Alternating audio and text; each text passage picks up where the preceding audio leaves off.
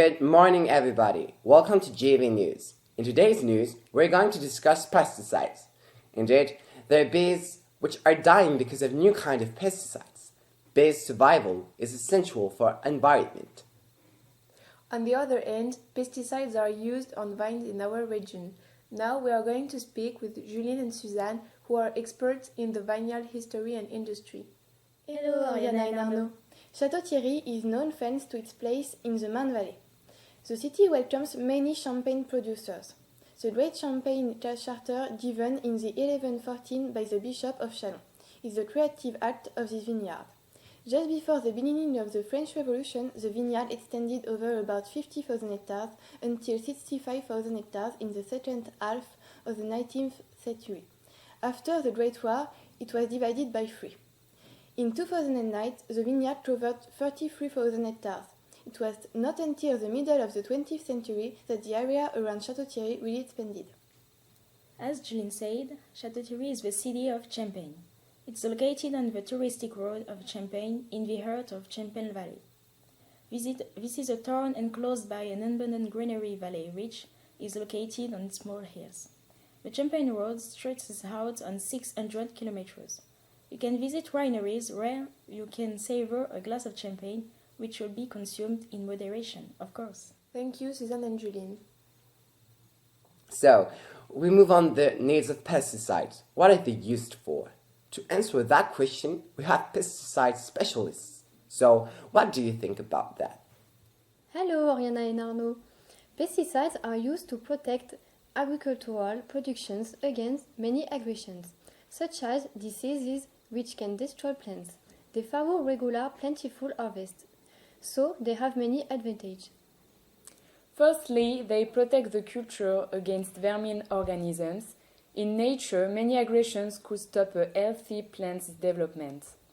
Secondly, they assure regular harvests. Pesticides protect harvests against diseases such as fungi, insects, and weeds. These aggressions, which are liable to arise in every stage of the culture, damage the harvest's production and quality. Thirdly, they maintain the food's quality.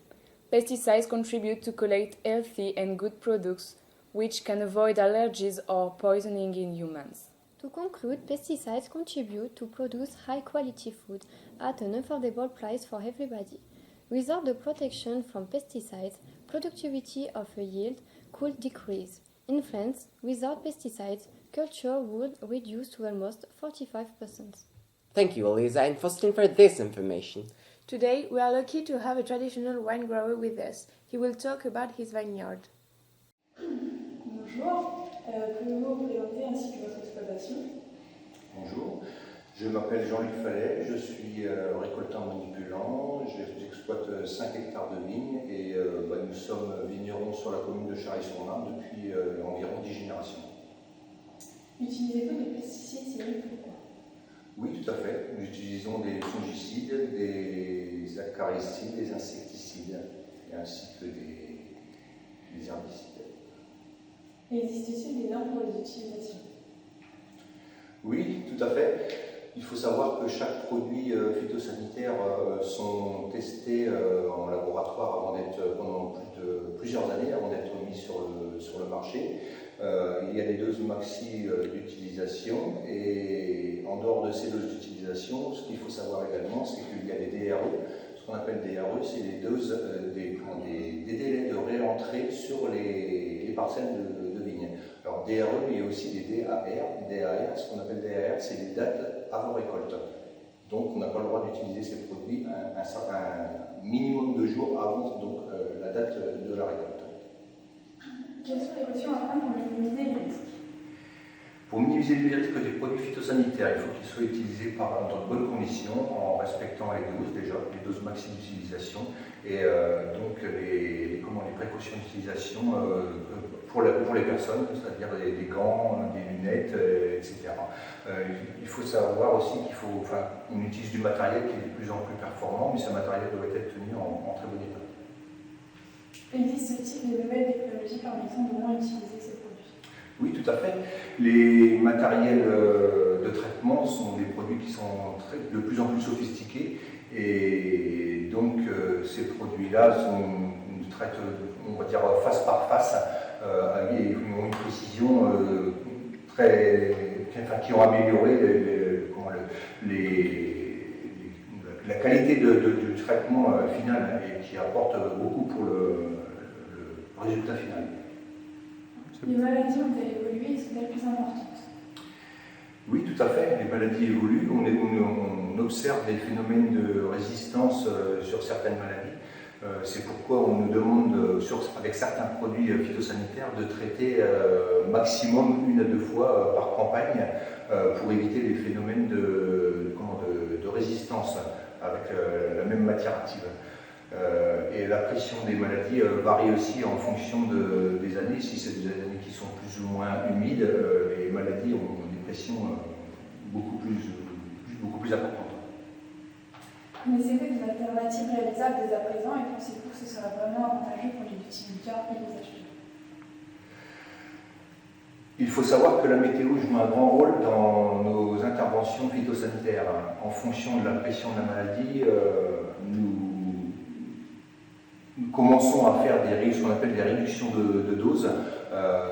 Il y a des doses maxi qui sont homologuées, on va dire, pour chaque produit. Et quand on a des pressions qui ne sont pas très fortes, et on commence de plus en plus à faire des réductions de doses qui peuvent aller jusqu'à 50% et qui, au final, ne sont pas négligeables. Pensez-vous que dans le futur, l'agriculture sera plus respectueuse de l'environnement? Oui, tout à fait, parce qu'avec le progrès des nouvelles technologies, quand je dis nouvelles technologies, bon, c'est bien sûr l'informatique, et par le biais de l'informatique, nous avons des prévisions météo, on revient toujours sur la météo, mais nous avons des prévisions météo qui sont de plus en plus précises, ce qui nous permet, on va dire pratiquement la veille au soir d'un traitement programmé, de savoir si on peut reculer ce traitement de quelques heures, voire de quelques jours, ou carrément annuler ce traitement parce qu'il sera lessivé par la suite. Alors c'est sûr que déjà à ce niveau-là, c'est une grosse amélioration. Après, au niveau des matériels, les matériels évoluent en permanence et vous avez des matériels qui sont de plus en plus sophistiqués et qui dit sophistiqués, automatiquement, à partir du moment où ils sont utilisés dans de bonnes conditions, des résultats qui sont de plus en plus bons, quoi. Ensuite, vous avez des délais de traitement, entre chaque traitement qui vont en s'allongeant de plus en plus, quoi. Et maintenant, on a des produits les nouveaux produits qui arrivent sur le marché aujourd'hui, qui ont des tenues, on va dire, entre 2 traitements qui peuvent aller jusqu'à 15 voire 20 jours maintenant. Ce qui fait que ça peut contribuer justement à l'amélioration de tout cela. D'accord. Merci de votre intervention. C'est moi qui vous remercie. We know that pesticides are used to protect vineyards from disease. But what are the most common diseases on vineyards? To answer this, we have Hugo and Simon with us. Thank you, Ariana and Arnaud. The mildew is a disease which affects the vine. It's caused by a parasite mushroom called Plasmopara viticola, which attacks every vine variety. We can find it all around the world, but there are differences depending on the weather conditions. The mildew is actually the disease which impacts the most the vine culture from an economical viewpoint. That's why the fight against it is, in France, the one which brings the most frequent treatments on the vine, almost 3/4 among all processings. The mildew reveals itself by the appearance of white and thin layer of white powder, but it's not the only one. Yes, Hugo. There is the black rot, which affects the most the vine culture. Once the disease affects the leaves, the rot is rarely rescuable and the mushroom can spread on the entire cultivation. So the productivity can be severely affected. This disease usually appears during strong rainfalls and when the temperature is close to 10 degrees Celsius. The disease firstly appears in the form of grey stains and then dries out the leaf, which died. Pesticides have many consequences and some disadvantages. We will see what these are with Marguerite and Phoebe. Hello everyone! Let's talk about the effects of pesticides on humans, cultures and nature. Firstly, We must know that pesticides used in cultures spread out of their boundaries and spread into the atmosphere because of the hazardous weather. Once fallen back on the ground, pesticides will blend in with the dirt. Moreover, pesticides will get into a natural cycle, firstly with the evaporation of weather. Pesticides are carried by the clouds, so they will cover a larger area. Then they infect other easily areas of land, so the entire ecosystem will get contaminated. Finally, pesticides can be found in underground water, as we can observe in this map. In red, the concentrations are more than 0.5 microgram per liter. In orange, between 0.1 and 0.5. In yellow, less than 0.1. Moreover, the effect of pesticides can be felt by human beings. The illnesses are of various different natures: sudden death, premature death, fertility issues, deformations, a reduced immune system. Effectively, we led several studies on wild species in nature or in a laboratory. These studies indicated that certain pesticides have an endocrine action, causing fatal effects such as limited reproduction. And in water, there are pesticides which are rejected by the rain. This rain touches the rain earth with pesticides. That's why the water is contaminated. It has been proven that a serious exposure to pesticides could disrupt breathing, the most affected people being the growers themselves. Asthma is the most common pulmonary sickness among kids.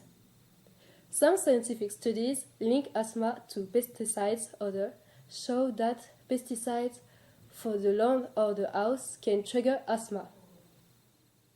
Because of pesticides' negative consequences, honeybees are dying. Now, we're going to talk about pesticides molecule with Maxence, Paul, and Valentine. Here we have 3 ball and stick models of molecules which belong to the pesticide. This is a lindome with a cycle of 3 carbon and chlorine atom bonded with them.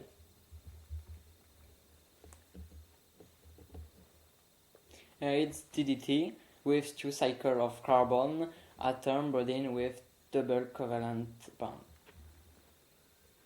Finally, this molecule is called atrazine. It has a cycle of carbon and nitrogen atoms. We might think that pesticides don't have any impact on bees. Whatever the factor of bees' disappearance, many pesticides make them weaker. Today, we host a beekeeper who will talk about the bees' disappearance. Bonjour monsieur, pourriez-vous vous présenter en quelques mots? Bonjour, je m'appelle Philippe Richer, je suis apiculteur professionnel sur le département du 02 à Château-Thierry et j'exploite environ 350 ruches. D'accord. Et j'aimerais vous poser une question. Pourquoi les abeilles sont-elles importantes pour l'équilibre environnemental? Tout simplement parce que l'abeille représente à elle seule 80% de la pollinisation de toutes les cultures ayant besoin d'un insecte pour être fécondées. D'accord. Quel changement avez-vous remarqué depuis l'utilisation de certains pesticides? Depuis 1993, avec l'apparition de nouvelles familles de pesticides qui s'appellent les néonicotinoïdiques, on observe des pertes hivernales importantes. Avant 1993, les pertes hivernales étaient de l'ordre de 5% maximum des ruches durant l'hiver et actuellement on tourne aux alentours de 40 à 50% des colonies qui meurent tous les hivers. D'accord, donc ce sont des chiffres importants. Pourquoi les pesticides font-ils mourir les abeilles? Tout simplement parce que cette nouvelle famille de pesticides qui dans un premier temps avait été développée à but écologique, c'est-à-dire utilisation de doses infinitésimales bien ciblées sur les plantes, agit sur le système nerveux central des abeilles et leur font perdre la mémoire de l'emplacement de leur ruche. C'est-à-dire que les abeilles sortent pour travailler et ne retrouvent plus leur ruche et meurent donc dans la nature et les colonies se dépeuplent très rapidement. D'accord. Connaissez-vous des pesticides qui ne sont pas nocifs pour les abeilles? Un certain nombre de pesticides ont été développés par l'industrie phyto, et notamment au niveau des insecticides, le plus connu c'est le bacille thuringiensis, qui est utilisé en agriculture biologique, qui est un bacille qui détruit les larves des nuisibles de l'intérieur. Son application n'est pas possible sur toutes les cultures, mais sur les cultures sur lesquelles il est possible, il donne de très très bons résultats qu'on est très bien appliqués. D'accord. Existe-t-il des variétés d'abeilles plus résistantes aux pesticides? Il n'y a pas de variété d'abeilles plus résistante aux pesticides. Toutes les abeilles sont sensibles aux pesticides. Et malheureusement, s'il existait une abeille résistante aux pesticides, ça ferait bien longtemps que tout le monde l'aurait. C'est ce que nous font croire et miroiter un certain nombre de firmes phytosanitaires qui veulent soi-disant développer une abeille résistante avec tout le problème qu'il y aura derrière de la propriété des gènes. Et malheureusement, dans ce cas-là, je pense que les apiculteurs seront encore les bonnes vaches nourricières qui paieront pour les droits sur ces soi-disant abeilles résistantes aux pesticides. D'accord. Et une dernière question. Le miel sécrété par des abeilles malades à cause des pesticides est-il de moins bonne qualité? Il n'y a pas de miel de moins bonne qualité, tout simplement parce que si l'abeille est malade, la ruche n'est pas capable de récolter du miel. Donc une ruche malade, c'est une ruche qui ne récoltera pas de miel. Donc il n'y a pas à se dire le miel est de moins ou de meilleure qualité. Une ruche malade n'est pas en état de produire du miel, donc on ne la récolte pas. Voilà. Merci. De rien. There are alternatives to pesticides, such as inoffensive treatment for bees. An organic wine grower will explain to us which alternatives he used to protect his vineyard against disease. Pour quelle raison avez-vous débuté la viticulture biologique? Alors la viticulture biologique, déjà par conviction. Par conviction, parce qu'en fait, j'étais d'une famille d'agriculteurs qui s'est toujours refusé un petit peu d'aller dans l'extrême de l'agriculture moderne. À quel niveau vont être les différences de qualité entre un viticulteur bio et un viticulteur non bio? Les critères de qualité, c'est surtout au niveau, si vous voulez, on va amener des amendements et on ne va pas avoir si vous voulez, entre parenthèses, de dopage ou de suralimentation azotée. Il y a aussi après le côté sain du produit où on n'a pas apporté toutes ces molécules chimiques qui on a beau dire, restent dans les vins au final, quoi. Et y a-t-il des différences de prix notables? Sur le produit fini? Oui, bien sûr, c'est normal, puisque en fait, nous, on a un surcoût de production qui va de 20 à 25% suivant les années. Donc, ce surcoût de production vient surtout c'est surtout la main-d'œuvre supplémentaire, et puis du matériel un petit peu plus performant que la viticulture conventionnelle. Ce qui fait que nous, enfin pour ma part, j'applique en gros 20% de plus par rapport à mes confrères qui sont en conventionnel sur la même commune, quoi. Alors, est-ce que vous utilisez des produits alternatifs, donc biologiques évidemment, qui vont remplacer tous les insecticides, les produits chimiques qu'on va mettre dans des cultures normales?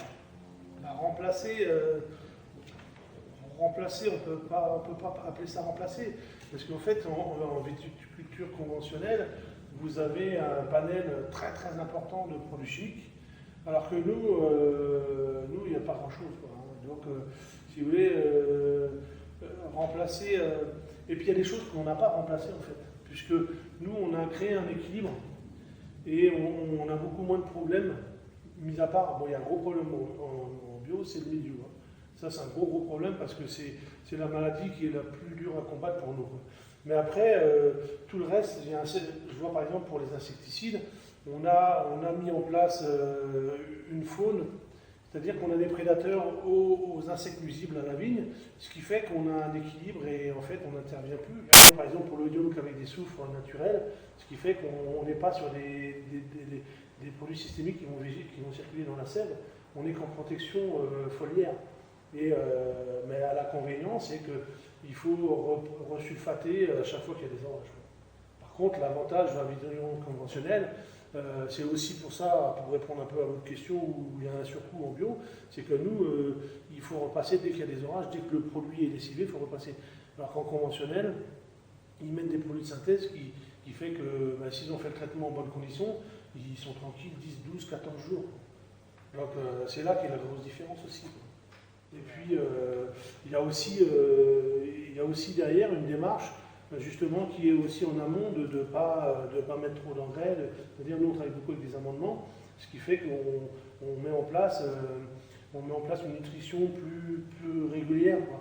Ce qui fait qu'on n'a pas les problèmes que peuvent avoir les conventionnels avec des engrais un petit peu trop puissants qui vont entraîner des maladies. Il y a tout un processus d'augmentation de rendement qui fait que ça entraîne tout un processus de traitement que nous on n'a pas, quoi, puisque nous on laisse faire, c'est pas qu'on laisse faire la nature, mais on amène ce qu'il faut à la plante en raisonnant énormément la fertilisation, ce qui fait qu'après tout se passe bien, quoi.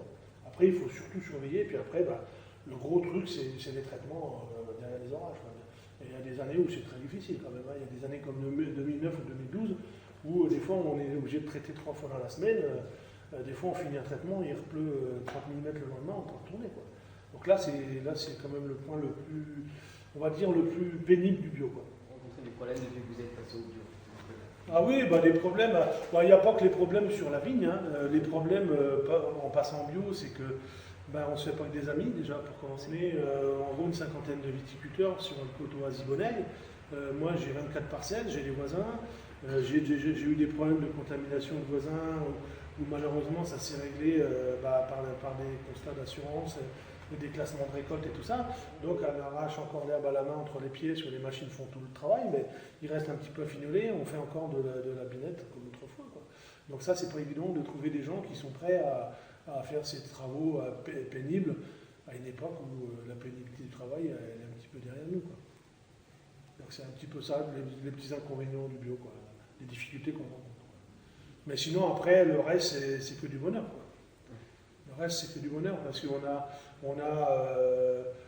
déjà nous on vit en harmonie avec la nature, on observe beaucoup plus la nature que quelqu'un qui va être en conventionnel. Et puis, il y a aussi, déjà nous, au niveau des pesticides, on ne s'empoisonne pas nous-mêmes les applicateurs. C'est valorisant pour nous de vendre un produit de luxe en plus qu'est le champagne, sans pesticides, quoi, et que les gens achètent ce produit en toute sécurité. Ça c'est très valorisant. Voilà. D'accord. Merci beaucoup pour... As a conclusion, we can say that bees are essential to environment, yet are also endangered. Farmers' harmful behavior causes bees to disappear due to toxic pesticides. Goodbye.